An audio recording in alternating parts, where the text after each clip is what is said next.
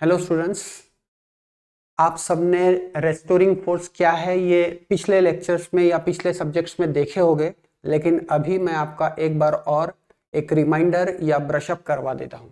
ठीक है, तो रिस्टोरिंग फोर्स क्या है उसके लिए एक एनिमेशन देखेंगे। ये एक रॉड था जिस पर फोर्स लगाने पर ये पार्ट इधर गया है, ये पार्ट इधर गया है। ठीक है, टेंसाइल फोर्स लगाए हैं हमने। उसमें ये पार्ट का क्रॉस सेक्शन एरिया हमने इधर रिप्रेजेंट करे हैं, ये पार्ट का क्रॉस सेक्शन एरिया इधर रिप्रेजेंट करे हैं। आप एक बार एनिमेशन दोबारा देखिए।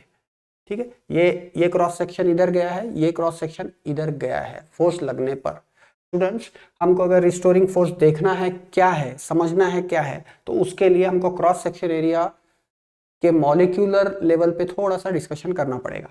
सपोज ये जो क्रॉस सेक्शन एरिया है मटेरियल का, इस पर मॉलिक्यूल्स है। ठीक है, सबको मालूम है इस पे मॉलिक्यूल्स है। ये रहा सपोज यहाँ का एक मॉलिक्यूल, और एग्जैक्टली उसके सामने एक और मॉलिक्यूल रहेगा। हमने पिछले सब्जेक्ट्स में देखे थे कि ये दोनों मॉलिक्यूल के बीच में फोर्स ऑफ अट्रैक्शन रहता है जिसको हम कोहेसिव फोर्स बोलते हैं। तो ये मॉलिक्यूल इसको अट्रैक्ट करेगा इधर की साइड, और ये मॉलिक्यूल इसको अट्रैक्ट करेगा इधर की साइड, और ये दोनों फोर्स एग्जैक्टली ये वाले फोर्स को अपोज करेंगे।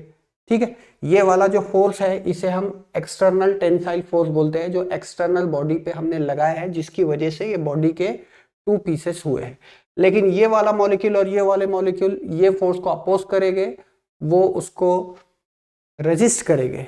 ठीक है, लेकिन ये जो मॉलिक्यूल मैंने क्रॉस सेक्शन एरिया पे बनाया हूं, ये बहुत ज्यादा क्वांटिटी में इस क्रॉस सेक्शन एरिया पे रहते हैं। सपोज मैं एक और मॉलिक्यूल बनाता हूं आपके लिए, उसका अपोजिट मॉलिक्यूल ये रहेगा, ये भी एक दूसरे को अट्रैक्ट करेंगे। जैसा इनके कोहेसिव फोर्सेस नजर आ रहे हैं, वैसा यहाँ पर मिलियंस ऑफ कोहेसिव फोर्सेस यहाँ पर रहेंगे।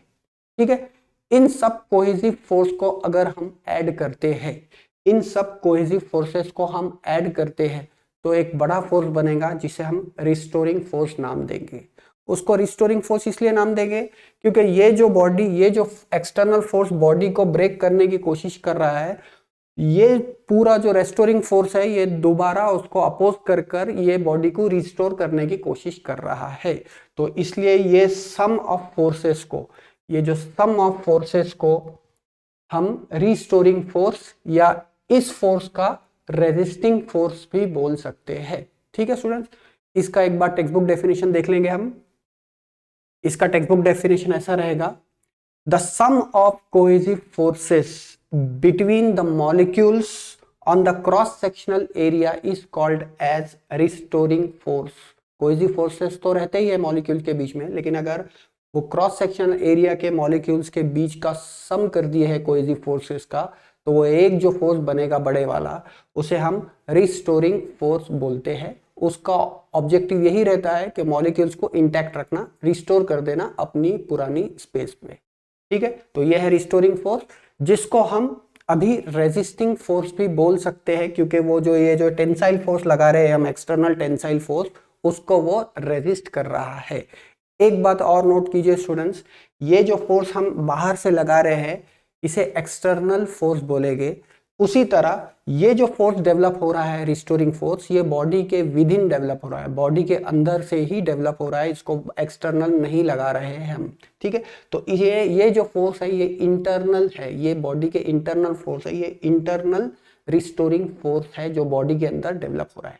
ठीक है स्टूडेंट्स, सिंपल सी टॉपिक था जो हमने इसके पहले भी देख चुके, लेकिन मैं एक बार आपको और ब्रशअप करा दिया हूँ। ठीक है, अभी फिलहाल हम रुकते हैं, अगले वीडियो में अगला पॉइंट देखेंगे। Thank you.